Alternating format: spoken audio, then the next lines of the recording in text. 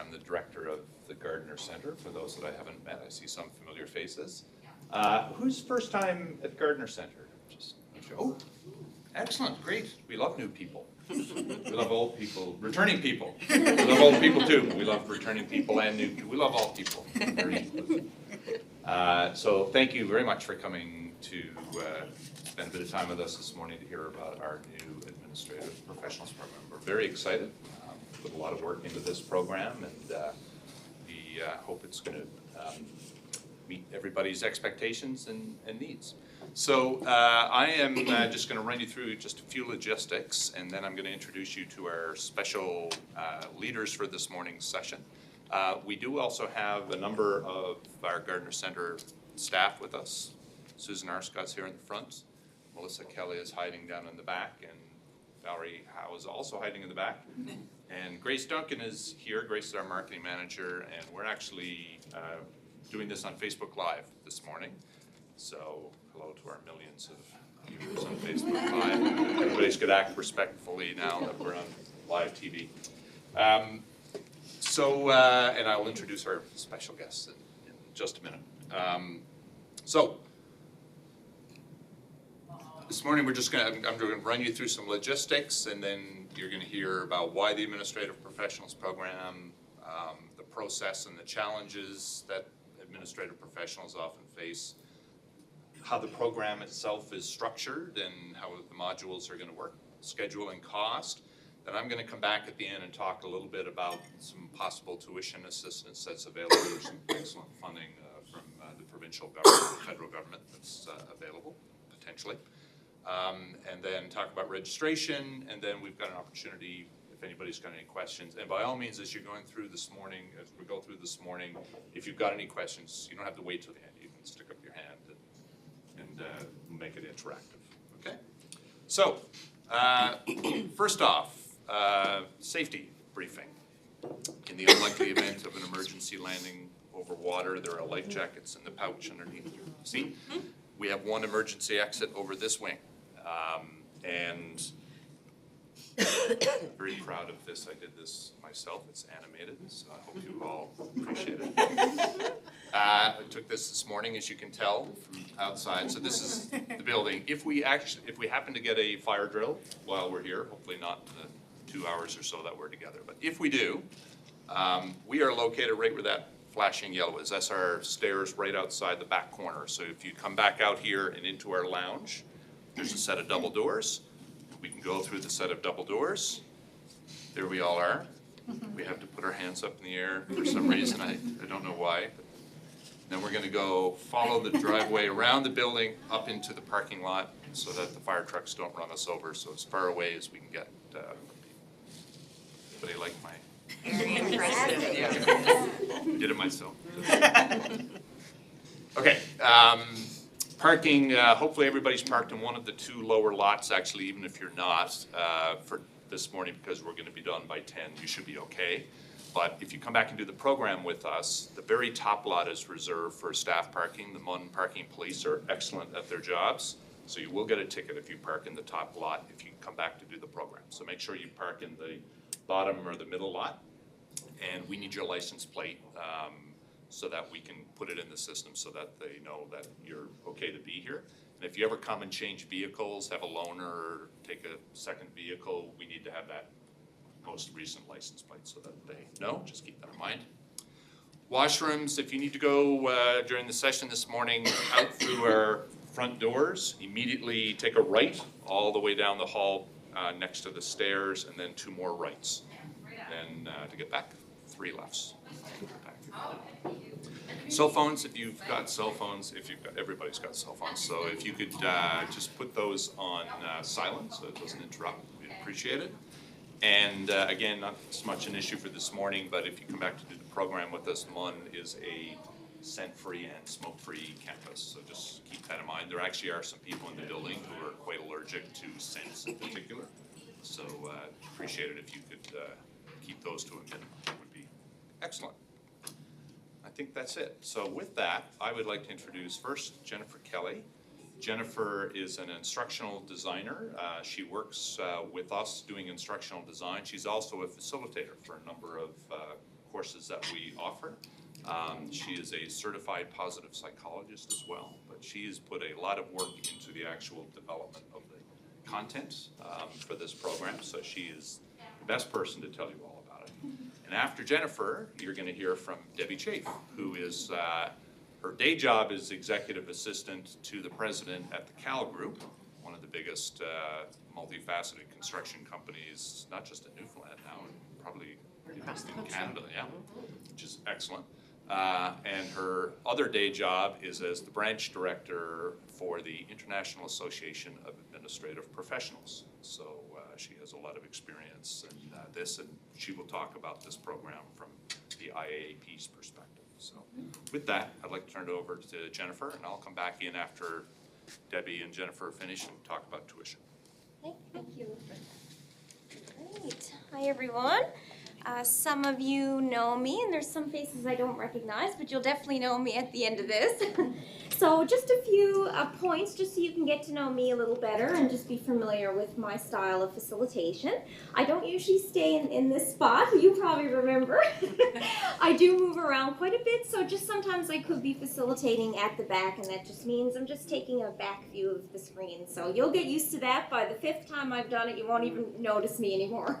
So before I begin to tell you about this really exciting and what I consider to be a groundbreaking program, I'd like to acknowledge Debbie again, because Debbie was instrumental in helping us build this curriculum and to determine the needs of this very untapped key sector in the province. So we couldn't have done it without Debbie. She's been instrumental, so we just want to give a little hand to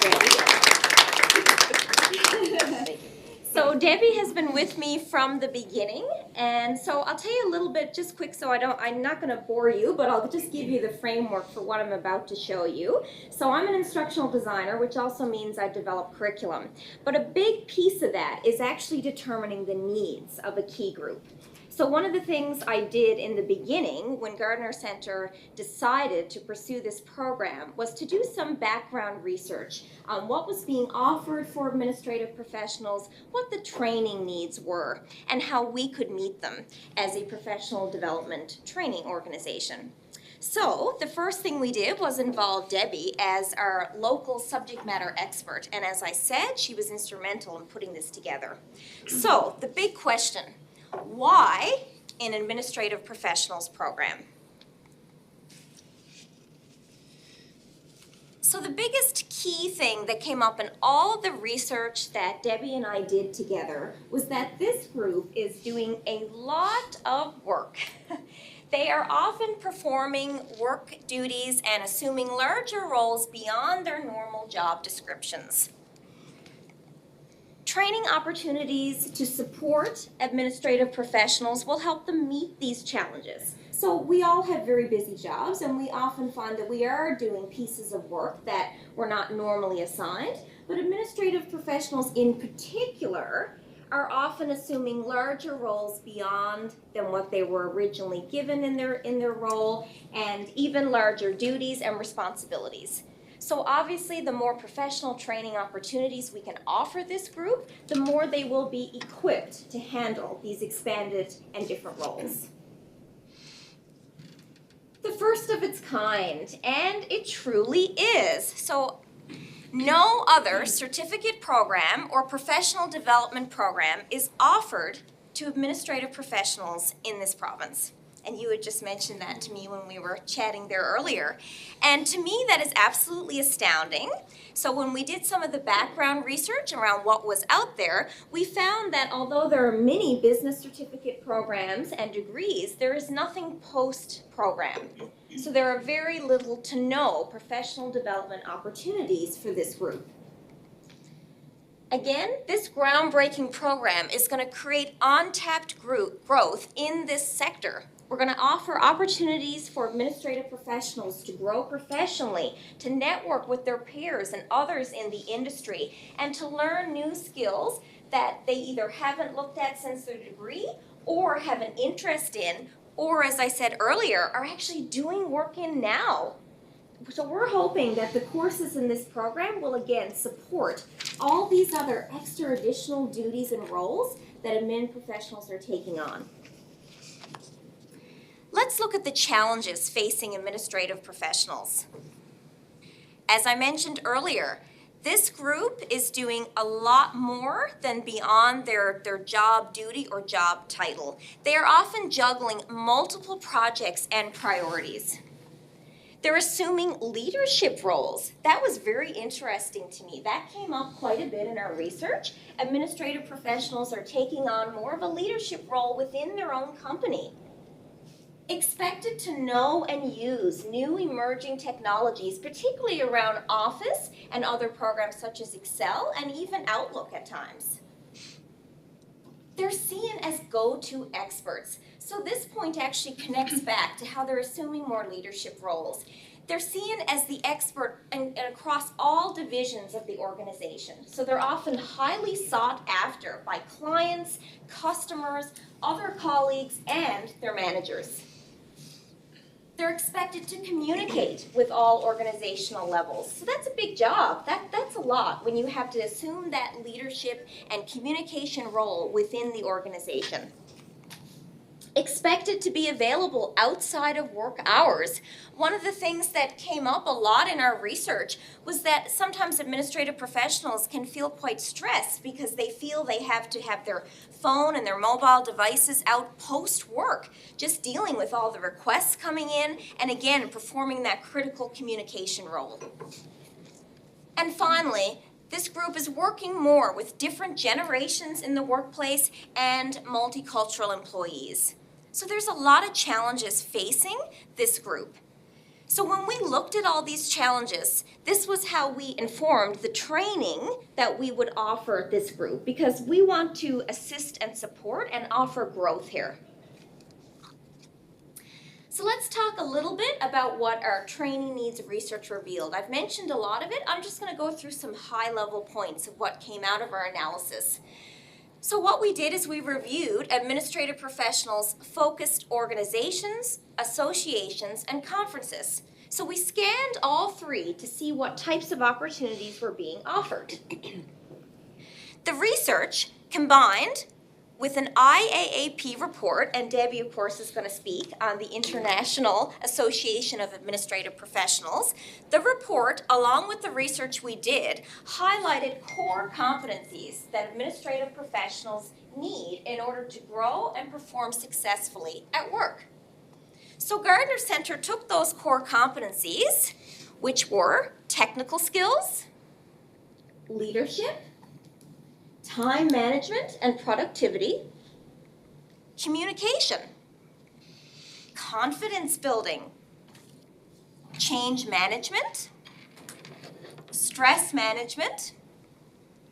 We looked at all those core competencies and thought, how can we form and structure our training opportunity to assist administrative professionals in growing and building these core competencies? So after that, with the help again of Debbie, we created a survey. The survey essentially asked, what are your training needs? So this was released to a wide sector of administrative professionals in the province. And they all spoke to us about where they felt their training needs were. And you're going to notice a lot of correlations. Leadership skills. Project management for events, because remember one of the challenges? They're juggling multiple projects and priorities. Organizational communication, remember those challenges? They're constantly having to communicate across all levels of the organization. Organizational change. We found it very interesting that a lot of administrative professionals told us through the survey that they're often dealing with massive change in their organization. Not so much managing the process of the change, but relaying and communicating that change. So that came up as an identified need. And confidence building, and you'll notice that again, that was listed as one of our challenges. So to build confidence and to have confidence within their roles and expanding duties. So, as you can see, the key topic areas really match not only the challenges facing this group, but also those core competencies that we discovered. So, with that in mind, our survey results, our research, through the International Association of Administrative Professionals, and just talking with Debbie, who's a subject matter expert in the area, we put together a program to address these needs. Obviously, they have a lot more needs than it's probably within this program, so we did have to scale down and choose our top priority items. But we feel we've built a course that is well-rounded and is going to capture all the key identified training needs. So I'm about to walk you through it. I'm going to just show you this for a second and let you read it before I speak.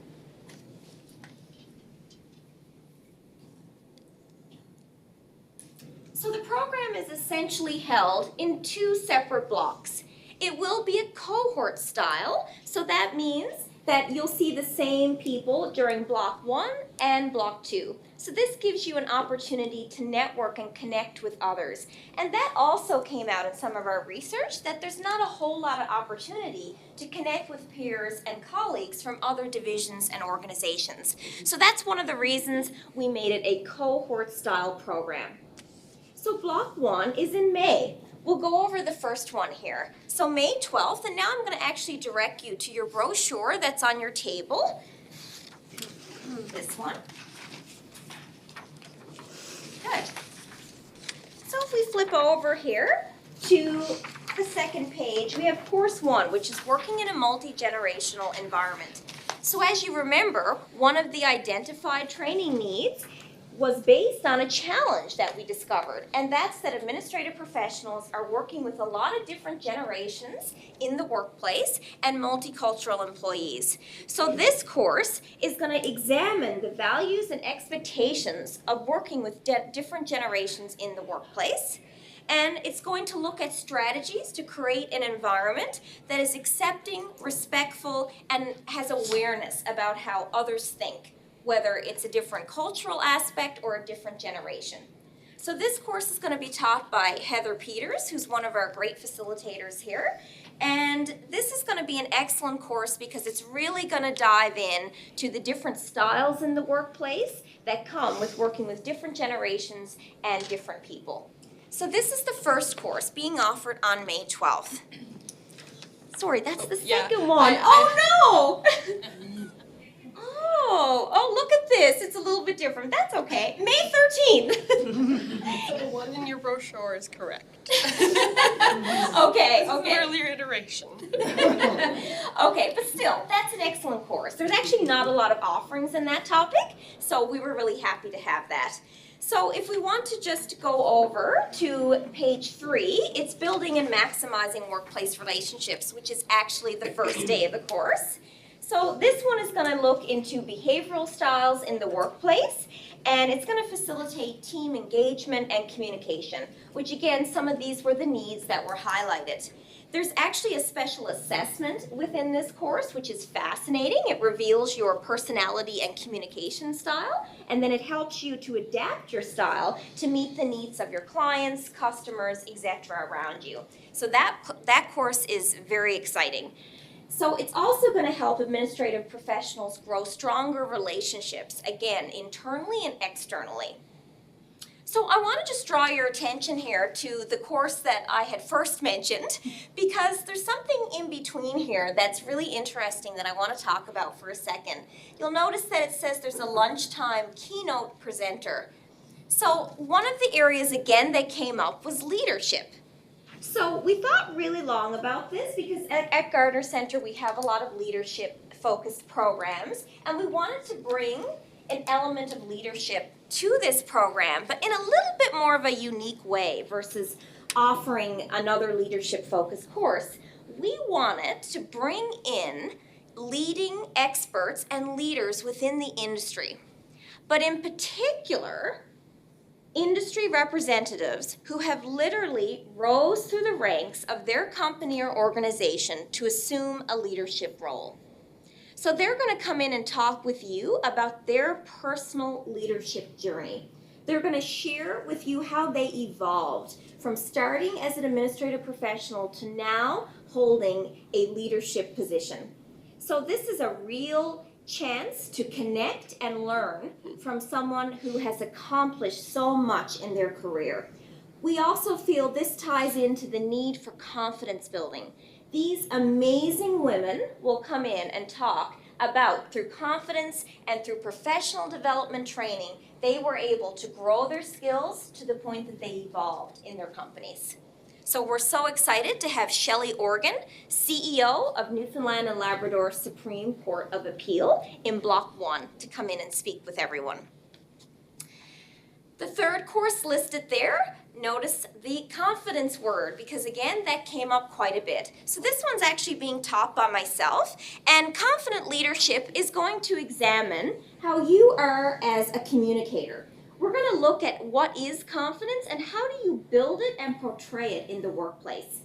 In doing so, we'll have a look at what values mean to us and how by tapping into our values, we absolutely grow into our own role. No problem, Susan. No problem. We're going to look at a term that's called professional presence, and that's where we really look at how well we can influence those around us. So that's confident leadership, and that's the May 14th course. See you later. So that's block 1. So it's pretty rich, it's pretty full, but we think we have a nice diverse mix there. I can't wait to hear from you all about your feedback on all this and if you think we've hit the mark, because that's part of the reason we like to have you come in, is to get that valuable feedback.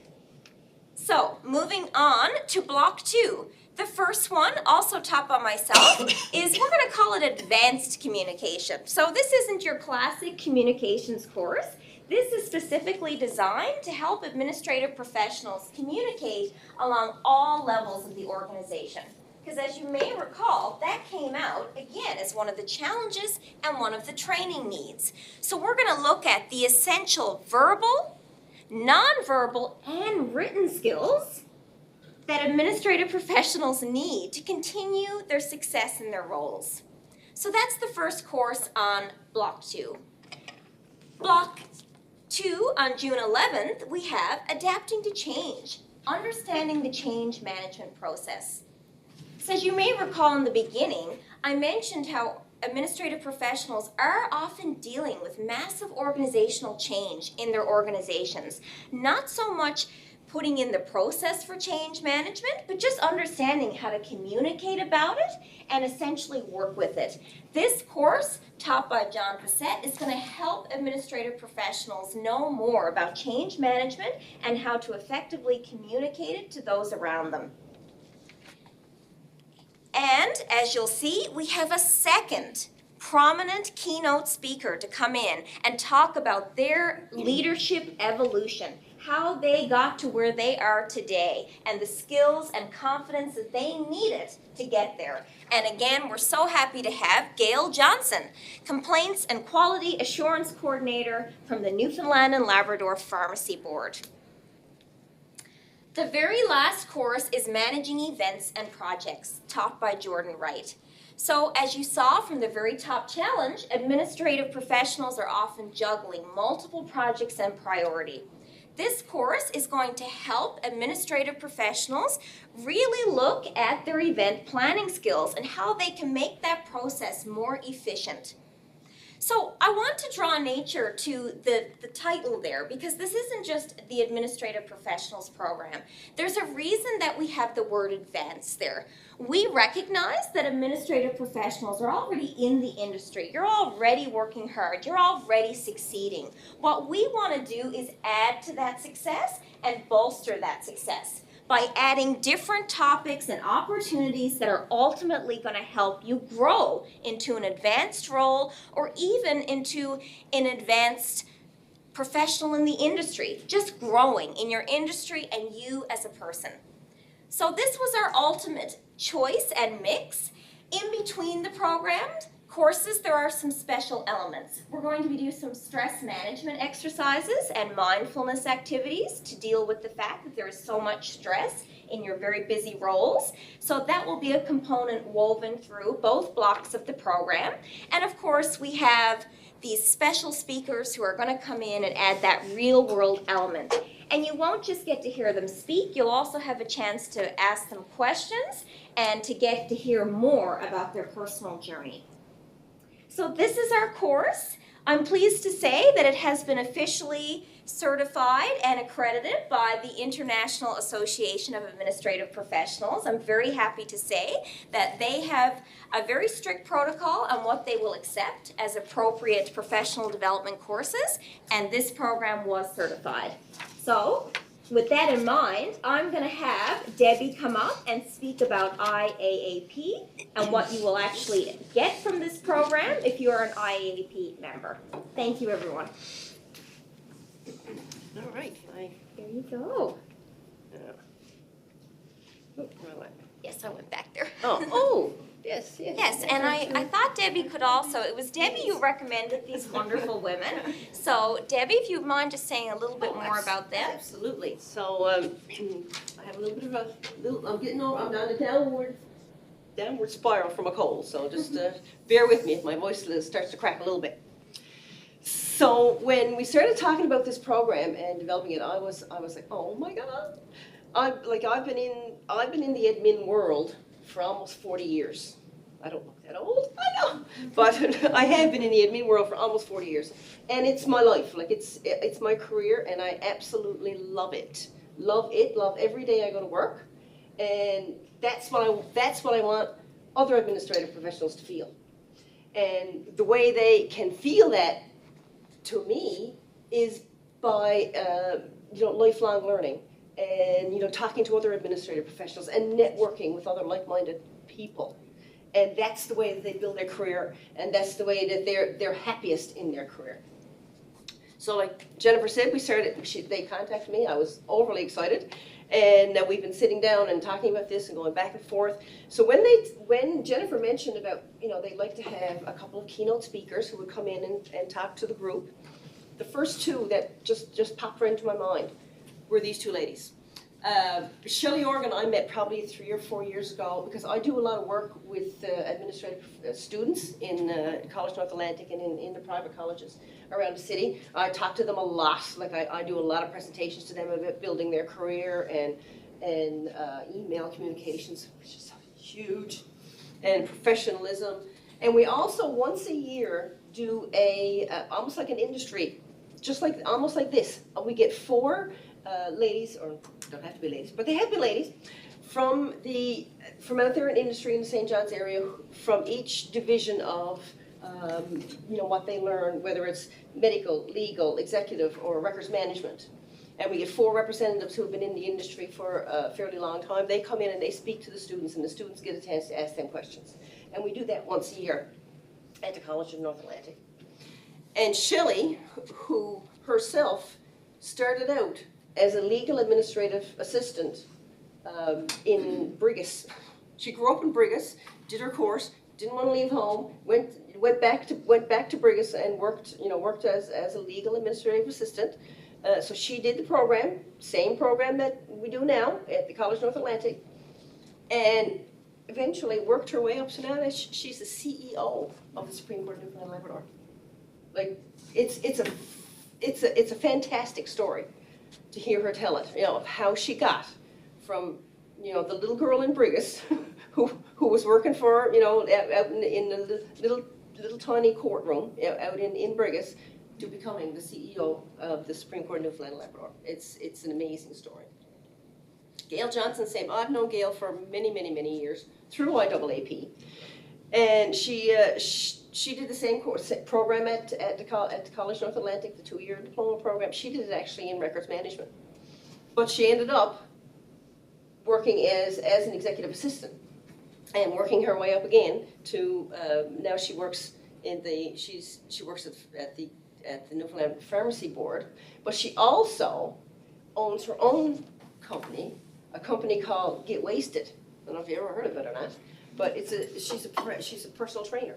So she owns her own studio called Get Wasted, and so she does that kind of on the side too. But again, it was all confidence building through all the courses that she did, and IAAP that helped her realize that, I can do this. I can really do this. So her story is phenomenal too, to hear how she overcame different things to get to where she is. So That's our two speakers. Skip past that. Oh, I'm sorry. Well, skip past that. Okay, there we are. This is me. Okay, so I have been a member of the International Association of Administrative Professionals, IAAP, oh my gosh, since probably the early 90s. I actually was teaching administrative professionals at a private college and school and got involved in IAAP and have been involved basically in it ever since. So IAAP actually began in 1942. That's how old this association is. And it started off as NSA, which is National Secretaries International, or National Secretaries Association. Then it went to PSI, which is Professional Secretaries International. And then we dropped the word secretary because that kind of became almost a negative connotation and changed it into IAAP, International Association of Administrative Professionals. And it is indeed international. They have an international conference actually every year, and every second year I go, and I've gone to 4 so far. They're all always in the States, but there's 1,100 to 1,200 administrative professionals there from all over the world. I've met people from, oh my God, Australia, Japan, Germany, like that I still keep in contact with, because we're 1,100 like-minded administrative professionals together doing all kinds of different sessions in this 4-day conference that is absolutely phenomenal. So Newfoundland has actually had a presence, IAAP has had a presence in Newfoundland since 1973. And actually there was 3 secretaries, I'm going to call them, because in 1973 they were secretaries, 3 secretaries from MUN who started it. So they wanted something. They wanted something to help them build a career, but they didn't know what it was. So they started researching, and they discovered NSA. At that time, it was called NSA. And so they started their own chapter, and it was called the Beothic chapter. And the Beothic chapter of the IAAP was around since 1973 up to 5 years ago.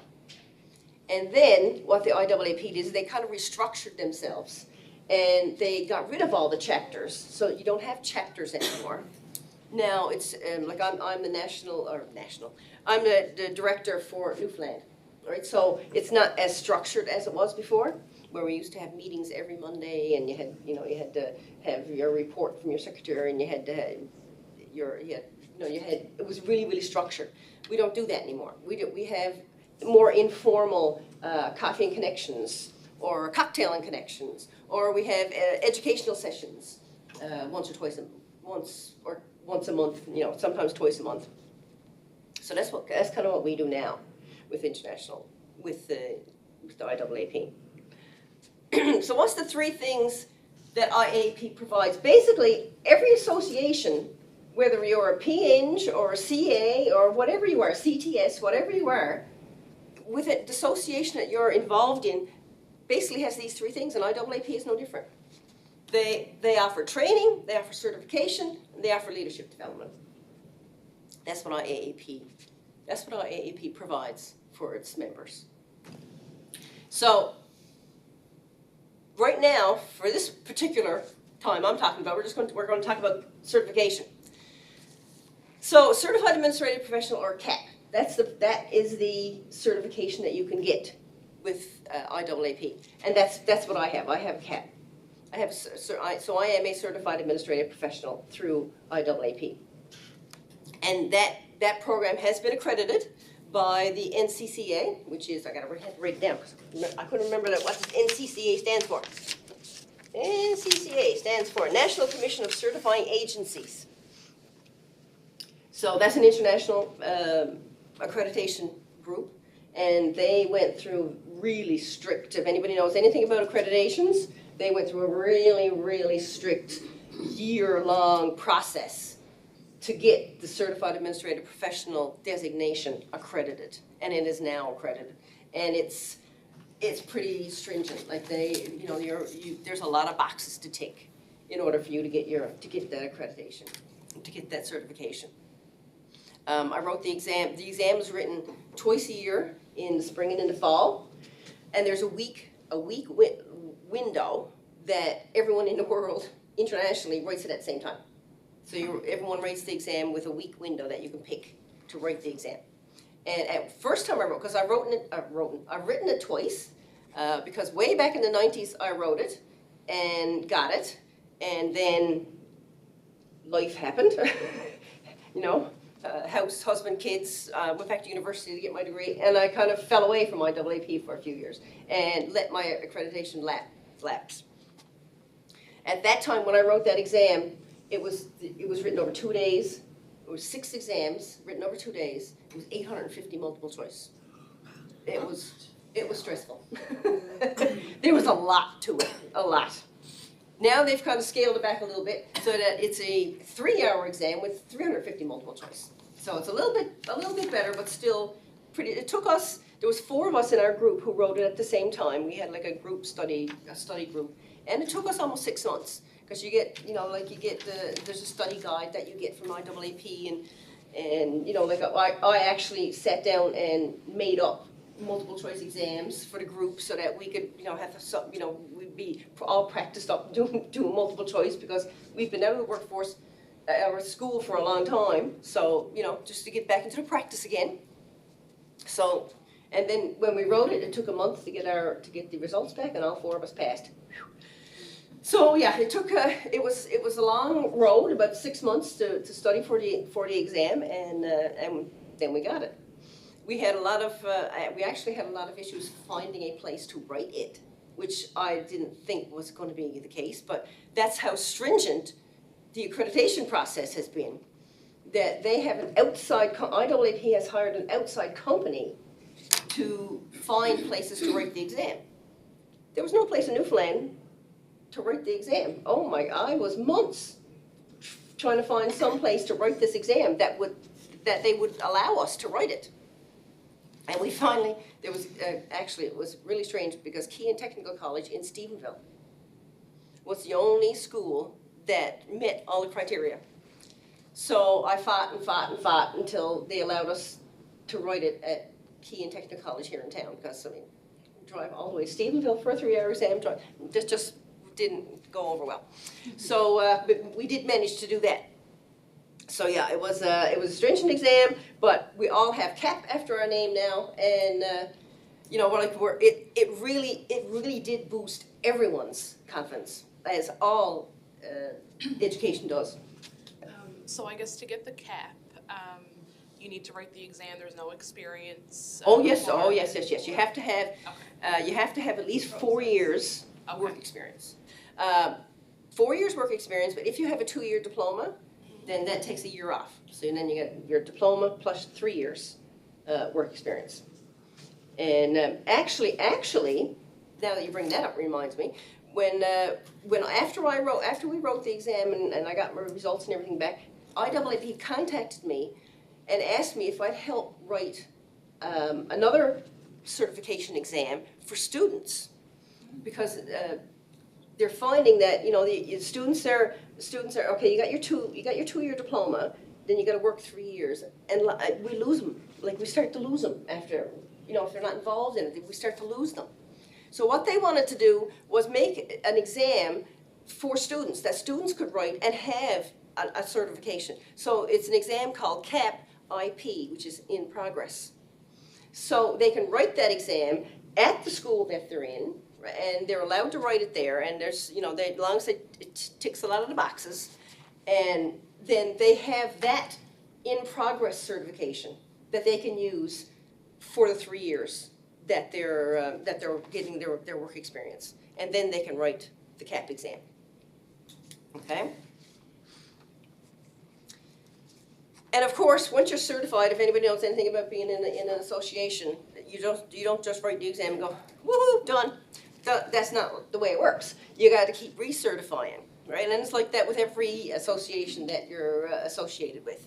So in IAAP for the CAP, in order to recertify, to keep your CAP certification, you have to earn 36 points over 3 years. And that could be education points, that could be leadership points, that could be being involved in other associations, you know, it could be speaking to groups. Like there's a lot of things that you can do to help you recertify and get your 36 points. This program when Jennifer put it together and we sat down and got through it, we put it through IAAP, and what they came back with is says, you know what? This program is worth 42 points. Which is amazing. So you'd have your whole, all your points You're in one shot. Yeah, in one shot, yeah. All your points in one shot, which is excellent. Yeah. Like that really said something about this program. Yeah, and if you guys remember me mentioning about core competencies, a lot of the core competencies, which essentially mean the key skills that administrative professionals need in order to keep growing and succeeding, they came from IAAP. So when you get your certification, you have to make sure that you're basically getting training in these core competencies. So one of our priorities was to make sure the course is aligned with that. With that, yeah. And it's very important to us to have that connection and alignment to IAP, not just for Gardner, but I'm thinking for people who do this program, right? Because, I mean, if you can get this accreditation, as Debbie said, it can be transformational for confidence in your career. So we want to give you the chance to then recertify just like that, by doing this program and having the confidence knowing that the courses meet the hallmarks of IAP. Of IAAP, absolutely, absolutely.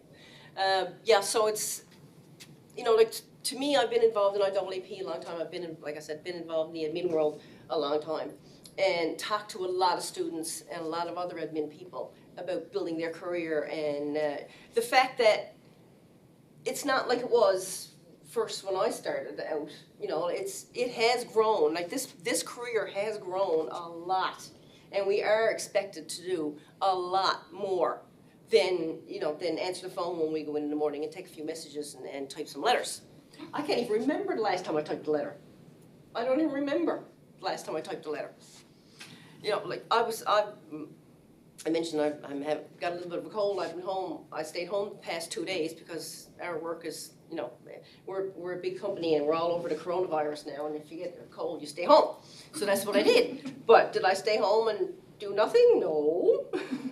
I booked flights, and I got a call yesterday that there was a dumpster fire in one of our sites, and okay, I'm home. What do you want me to do with it? But where's the, do you know where the safety manager is? So yes, what Jennifer says is absolutely true. We are way more involved in the day-to-day running of a company now than we ever were before. That's absolutely true. Absolutely true. A lot of times, do we have the expertise, and do we have the knowledge, and do we have the confidence to do that? Sometimes we question ourselves that, maybe we don't. And do we need it? Absolutely. So that's why I was really excited about this program, because it does. Every course builds you up. And that's, to me, that's what my career is all about, is building on what I do every day, and building other administrative professionals up every day to a level that they can be at. They just don't even realize it yet sometimes. That's a great point. Okay? All right, I think. Yay, I'm done. Debbie. All right, thank you. Thank you, Debbie. Is this Lee? No. Oh, it's I Lee. saw him. It is. Where's Lee? We're missing. I'll just go grab him. Sorry. He's drawing an animation as I speak out here somewhere.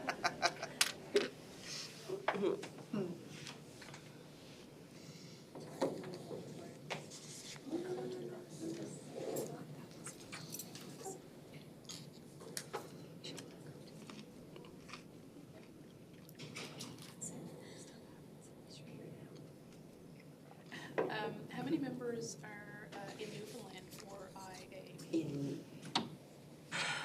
We've got 140. Okay. Now, a lot of those are students, right? Because students are automatically in IAAP in their second year. Oh, wow. Nice. You stole the clicker. Excellent. So I'm going to just go over a little bit about the Canada, Newfoundland, Labrador job grant. Anybody familiar with the grant? Anybody? Okay. So there's a few people who know about it, so bear with us. But for everybody else, this will hopefully be of interest. So again, there's some excellent support for organizations in the way of training that's provided by the federal government and the provincial governments, administered by Advanced Education Skills and Labor, but it's a federal pot of money.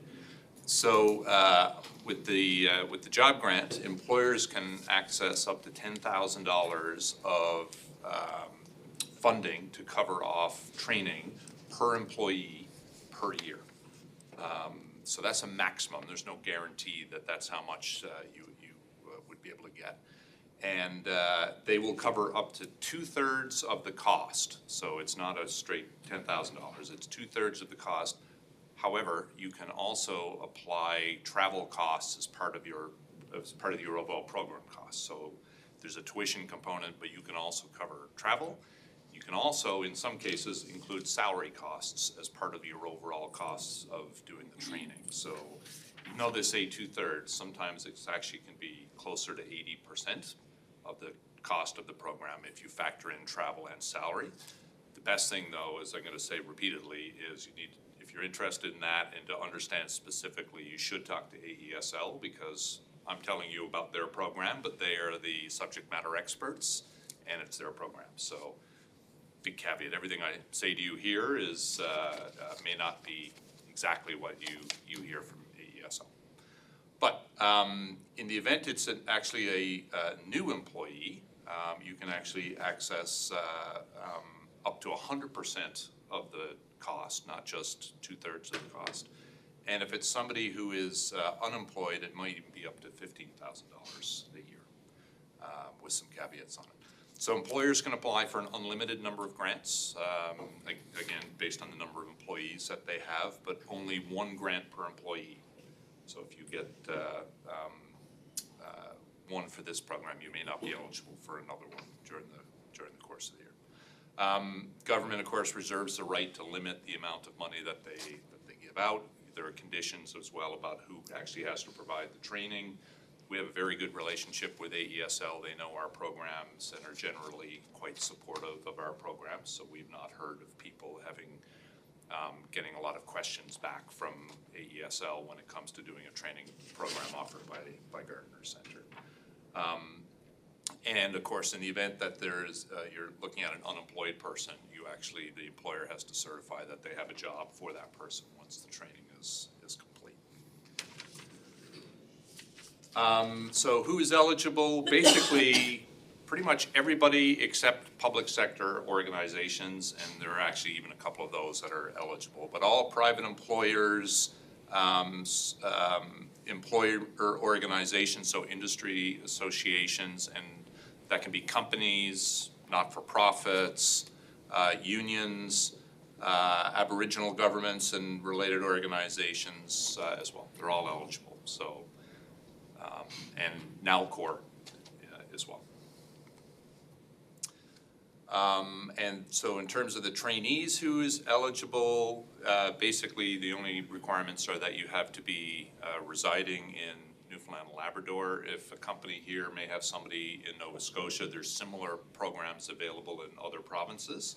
May not have all the same accessibility conditions as they have here, but generally they're pretty close. But to access the Newfoundland program, you have to be a resident of Newfoundland and Labrador. Of course, you have to be legally entitled to work in Canada, but unemployed or employed, it doesn't matter. But again, in the case of unemployed, the company has to say that they have a job waiting for you at the end of the training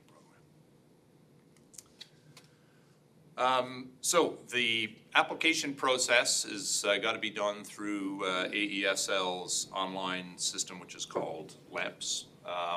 If anybody go through the LAMPS setup process before? How did that go? I can't really remember. It was 2-3 years ago now. It is a bit painful to go through. It's it's an older system and it's a bit of a rigmarole. But once you're through it, once you're set up once, you're good. Then you can access any AESL program, and you don't have to do it every single time. You put in an application for training. That's the process to get set up on their system. You then have to complete an application for the actual job grant itself. And there's reporting, I think, involved after. Correct, that's right. So you've got to provide a description that attests that the proposed training is going to be beneficial, of course.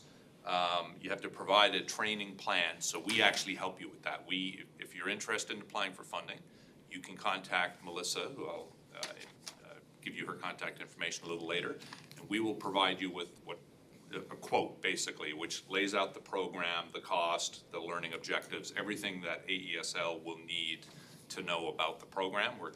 We know exactly what they're looking for in the way of information, so basically once you get that piece of paper from us, that should be all you need to provide. And they'll generally look for a budget showing the employer's contributions and how the overall costs are calculated, again, back to if there's any travel costs or other components to it as well. So all that goes into your application. There we go. So, right. So if you're already registered on LAMPS, rather than just kind of go into the website, we always encourage people to actually have a conversation with AESL, because depending on your organization, whether you're already set up in the system or not, whether you're a large organization or a small, not-for-profit or a corporation, sometimes they might deal with you a little bit differently. So it's always great if you want to have a conversation. So if you're already set up on LAMPS, you're probably already attached to a labor market development officer. So you can just call those individuals and have a discussion. If you're not yet registered on LAMPS, you can call that 1-800 number right there and ask to be connected to an LMDO. And they will have a conversation. We've already talked to them about this program, so they know, again, they know Gardner Center and they know that we're developing this, this program. And these are some of the other offices that you can, or numbers that you can talk to as well, depending on which office that you might deal with. The only thing that's not up here in terms of timelines, so AESL's standard is that it takes them 20 days to process an application once it's fully completed. And so if you have any issues or omissions, like if you haven't included some of the information that they're looking for, the clock doesn't start ticking until it's everything that they are looking for is in. And then they have a standard of 20 days to review that, decide on whether it's eligible, determine how much funding is available in their pot of money, and then to let you know. We always encourage our clients to give them as much notice as possible. You know, if they've got somebody on sick leave or vacation, it could slow down work a little bit. So the earlier you put in your application, the less risk you have that you'll run out of time at the end of the program, because you want to know, obviously, before the program starts, whether you've got going to be able to access that funding. If you have any questions about what I've just talked to you about, Special spotlight. or you on the program itself, or on the funding, the tuition assistance program, Melissa is our professional development advisor. You can just give Melissa a call or send her an email there, and we'd be delighted to have a conversation with you and answer any other questions that you might have. If you think of any questions you didn't ask this morning but want to talk about it later, just give Melissa a call. So with that, open it up for any questions that you might have. Not just on the training, but on anything. Jennifer, Debbie's still there. What do you guys think? What's your first impressions? It's a really good program. I have one question though. I just recently did the professional communication skills program, and I noticed when I was going through this, one of the courses is an overlap. So I'm just wondering if there's any compensation for that, or how would that work? Great question. Would I have to do the same course over the second time? Melissa. Typically, we would not make you do that course over again, so that's the building and maximizing workplace relationships. Yes. Yeah, so you've already done your DISC profile. We might have to dig that out potentially if we use it in any other aspect of the program, but you wouldn't have to repeat that day. Now, if you did the program 8 years ago and No. things may have changed, then yeah. Just recently. Yep. So would that make any change, any difference to the cost? It would. Okay, perfect. Great, thank you. Anyone else, even if it's just feedback or an opinion? Anything you wish was here that isn't, or happy that's here? I was here 10 years ago. Best comment ever. Right. But what I've learned, the IAP, I've been working for the same company for 20 years. And, you know, the boss says, go do research. And I'm like, I didn't know that anybody was involved in that. I'd see different chapters like Quebec, Ontario. Canadian. I'm like, I couldn't make the connection. I didn't know that there was a director, someone here in Newfoundland. Oh, really? Yeah, it's if you go on, like, if you go on the website, did we put the website? I'm sure I checked the website, but I guess maybe I just missed Because it. that's how you found me. Yeah, it Yeah, is, yeah, it is. it is, Yes, yeah. yeah.